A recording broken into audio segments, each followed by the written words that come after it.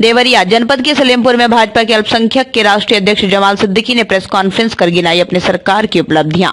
साथ ही साथ पुल सेतु का निर्माण, अस्पताल, विद्युत उपकेंद्र केंद्र की स्थापना, स्कूल मरीजों के इलाज हेतु आर्थिक सहायता, पर्यटन के क्षेत्र उन्होंने बताया राष्ट्रीय राजमार्ग सड़कों का केंद्र बनेगा।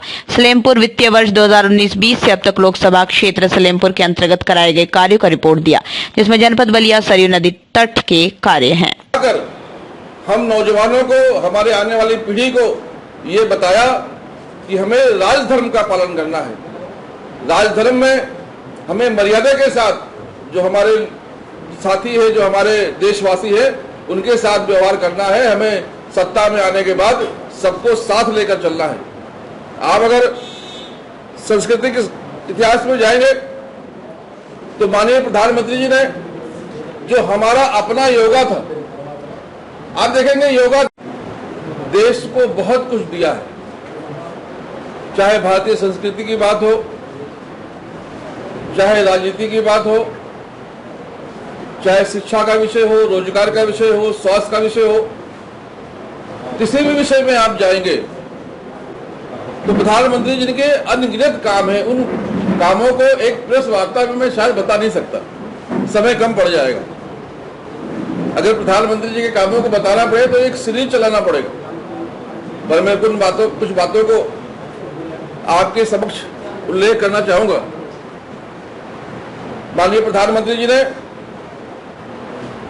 जो आक्रांताओं का इतिहास था, जो हमारे बच्चों को पढ़ाकर अभी की सरकारें आक्रांताओं के विषय में जानकारी तो देती थी, लेकिन जो महापुरुष है, जो भारतीय संस्कृति के दूर है, जो गरीब थे, जो कोरोना काल में परेशान थे, कोरोना ग्रसित थे, उनकी सेवा करने का काम माननीय प्रधानमंत्री माननीय जेपी नड्डा जी के आह्वान पर किया और कोरोना से शानदार लड़ाई लड़ी। अमेरिका जैसे विकसित देश जो आज भी कोरोना से परेशान है, लाखों लोगों की जानी हानि हुई, लेकिन भारत माननीय प्रधानमंत्री श्री नरेंद्र मोदी जी के नेतृत्व में कोरोना से दो हाथ किया और जीता, और जीता ही नहीं, फिर से पटरी पर आया और आज जो हमारा विकास दर है वो पूरी दुनिया में सबसे ज्यादा है। कोरोना काल में प्रधानमंत्री जी ने दवाइयों की व्यवस्था की, ऑक्सीजन की व्यवस्था की, भोजन की व्यवस्था की। तो योग दिवस है, इस दिन पूरी दुनिया योगा करेगी, पूरी दुनिया योग बनाएगी। ऐसे योग दिवस को, योग को पूरी दुनिया में पहचान देने का काम माननीय प्रधानमंत्री जी ने किया। आज लोगों को पता चला कि जो योग है वो भारत का अपना योग है, ये भारत की देन है, ये भारतीय संस्कृति की देन है, ये भारतीयों की पहचान है और उस योग को पूरी दुनिया मनाता है, उस योग से पूरी दुनिया लाभ लेता है। ऐसे ऐतिहासिक काम माननीय प्रधानमंत्री जी ने करने का काम किया है। अभी हमने देखा है कि जब कोरोना काल आया था तो लोग लगता था, और लोगों को नहीं, पूरी दुनिया को लगता था कि भारत 140 करोड़ लोगों का देश और बहुत कम संसाधन है इसके पास। जो हमसे पहले राज्य करते थे उन्होंने सत्ता में आकर सत्ता की बलाई से अपना घर तो भरा, लेकिन जो देश को स्वास्थ्य की सेवाएं देनी चाहिए, जो इंफ्रास्ट्रक्चर देना चाहिए, उस पर उन्होंने कभी ध्यान नहीं दिया। और अचानक ऐसी मुसीबत आ गई जिसमें लोगों को लगता था, पूरी दुनिया को लगता था कि अब भारत नहीं बचेगा।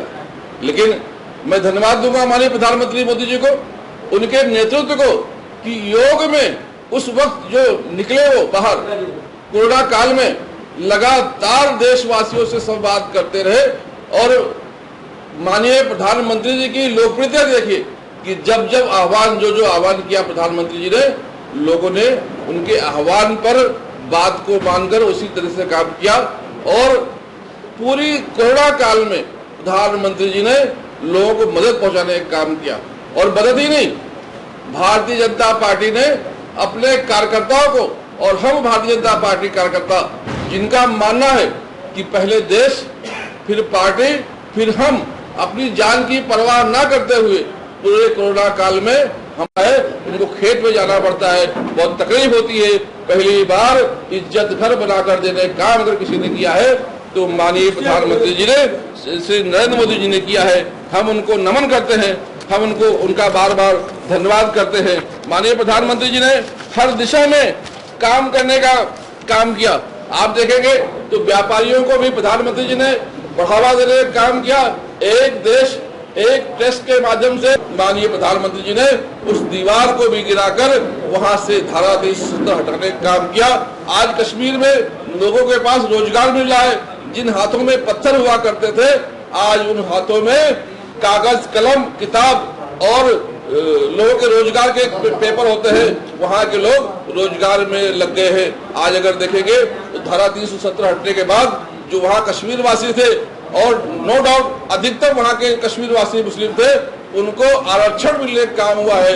अब वहां भी SC/ST का आरक्षण वहां के वासियों को मिलेगा। और उसका फायदा ये हुआ कि वहां पे जो गुलाम अली खटाना है, जो गुर्जर समाज के हैं, उनको राज्यसभा भेजा गया, क्योंकि 370 हटने के बाद उनको ST का दर्जा मिला। ऐसे बहुत सारे ऐतिहासिक किया जाएगा। आज पाकिस्तान जैसा आतंकवादी मुल्क भी अपने औकात में रहकर काम करता है। आप देखेंगे तो गलवान में जिस प्रकार से चीन ने बदमाशी करने की कोशिश की, वहां भी माननीय प्रधानमंत्री जी के नेतृत्व में हमारे नौजवानों ने मुंहतोड़ जवाब देने की कोशिश किया है। अब हर विषय में देखें, कहीं भी देखेंगे तो प्रधानमंत्री जी का जो कार्यकाल है वो गौरवशाली है। उसको बताने के लिए, जैसा मैंने कहा, एक प्रेस कॉन्फ्रेंस, क्योंकि माननीय प्रधानमंत्री जी ने जो काम किया है, जो जनहित का काम किया है, वो जिस प्रकार से लोगों को फायदा पहुंचा है, ये आगे भी सरकार इसी प्रकार से फायदा पहुंचाती रहे। और माननीय प्रधानमंत्री जी ने जो लोगों को जोड़ने का काम किया है, कर रहे थे, इस पे क्या कहेंगे? वही लोग राष्ट्रपति जी का जो है, जब चुनाव हुआ था तो उनके खिलाफ उम्मीदवार दिए थे। अगर वो आदिवासी के हितैषी थे तो क्यों उम्मीदवार दिए थे? पहली बार माननीय प्रधानमंत्री जी ने एक आदिवासी बहन को, आदिवासी समाज को न्याय देने का काम किया है। और ये विपक्ष तो उल जुलूल बातें इसलिए कर रहा है क्योंकि उसको दिख रहा है कि देश का माहौल प्रधानमंत्री श्री नरेंद्र मोदी जी के हक में है। अब फिर उनको कुर्सी मिलने वाली नहीं है, लेकिन जो कुर्सी का भूख है उनको पागल बना दिया है।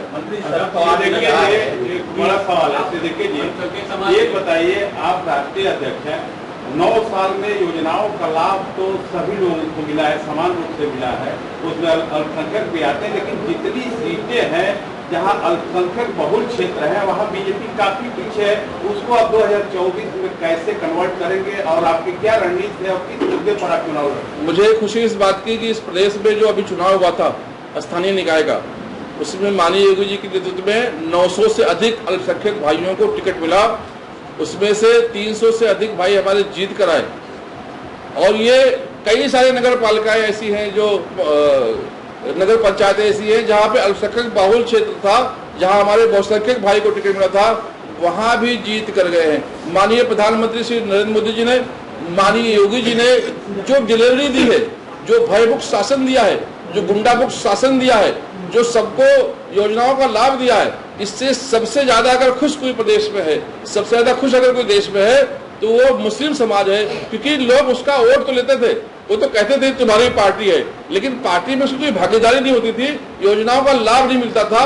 कुछ लोगों को सरकारें फायदा पहुंचाकर उनके ऊपर थोप देती थी और वो उनको वोट बैंक के रूप में इस्तेमाल करके उनको वोट दिलवाने का काम कर रहे थे। पहली बार गरीब को न्याय मिल रहा है। माननीय प्रधानमंत्री जी ने जो आज की राजनीति है उसको परिवारवाद से हटाकर, भ्रष्टाचार से हटाकर आम आदमी के हाथ में दिया है। आम आदमी, एक गरीब का बेटा, किसान का बेटा, मजदूर का बेटा नेता बन सकता है, ऐसा माहौल प्रधानमंत्री जी ने तैयार किया है। ऐसी पार्टी तैयार की है जहां पर कोई भी सक्षम आदमी में चाहिए। जो खाते माननीय प्रधानमंत्री जी ने खुलवाए, उसका लाभ ये हुआ कि कोरोना काल में जो मदद भेजने का काम प्रधानमंत्री जी ने किया, वो डायरेक्ट मदद जो है लोगों में पहुंचा। नहीं तो पहले जो सरकारें थी, उनके प्रधानमंत्री खुद राजीव जी कहते थे कि हम जब केंद्र से 1 रुपया भेजते हैं तो 15 पैसा ही पहुंचता है, 85 पैसा बीच में गायब हो जाता है। उस पर भी रोक लगाने का काम प्रधानमंत्री जी ने किया। आज अगर आप देखेंगे कोरोना काल में, चाहे वो चेचक का मामला हो, चाहे पोलियो का मामला हो, सालों साल हमें वैक्सीन मिलने में लग गया था। कई सारे लोग हमारे उस बीमारी में मारे गए और पोलियो में जो है हमारे जो भाई है वो हैंडीकैप हो गए। लेकिन प्रधानमंत्री की ये दूरदृष्टि थी, ये कुशल नेतृत्व था कि उन्होंने समय रहते हुए जब एक बार कोरोना से लड़ाई लड़ रहे थे, उसी समय में उन्होंने 2 वैक्सीन विकसित किया और सिर्फ देश 144 करोड़ लोगों को 2 टीका नहीं लगाए, 25 देशों को भी माननीय प्रधानमंत्री जी ने वैक्सीन देकर ये बताया कि भारत सिर्फ देशवासियों का नहीं, पूरे विश्व का परवाह करता है। भारत की जो सोच है वसुधैव कुटुंबकम, हम उस पर भरोसा करते हैं। हम पूरे विश्व को भी इस मुसीबत की घड़ी में साथ देने की क्षमता रखते हैं। ये हमारे प्रधानमंत्री जी का जो कुशल नेतृत्व था, ये साबित हुआ। एक तरफ जहाँ पर हमारे नौजवान जो है, जिनको रोजगार चाहिए था, कोरोना, देखिए मैं अल्पसंख्यक का अध्यक्ष जरूर हूँ, लेकिन भारतीय जनता पार्टी ने मुझे पूरे लोकसभा का प्रभारी बना के भेजा है, तो उसके विषय में पूछे। और ये हमें भी सोच से बाहर निकलना पड़ेगा, क्योंकि इस साजिश को कांग्रेस, सपा, बसपा ने बहुत अच्छे से दिमाग में डाल दिया कि ये हिंदू है, मुसलमान है। हमें हिंदू मुसलमान से की पर्चे से बाहर निकलना पड़ेगा। हम भारतीय हैं, इस पर्चे पे आना पड़ेगा और सबको साथ लेकर प्रधानमंत्री चलने का काम कर रहे हैं और सबको न्याय मिल रहा है, सम्मान मिल रहा है। उसका उदाहरण तो मैं हूँ कि आज मैं 5 लोकसभा में माननीय त्रिवेंद्र सिंह रावत के साथ काम कर रहा हूँ। तो यहाँ कोई भेद नहीं है। हाँ, आदमी ईमानदार होना चाहिए, मेहनती होना चाहिए, राष्ट्रवादी होना चाहिए, उसकी सोच देश की उन्नति के लिए होना चाहिए, क्योंकि हमारी विचारधारा है हम रहे ना रहे तेरा वैभव अमर रहे मां। ऐसे विचारधारा के लोगों को, वो कोई भी समाज के हो, कोई भी पंथ के हो, कोई धर्म को, भारतीय जनता पार्टी सदा को बिठाती है। सवाल है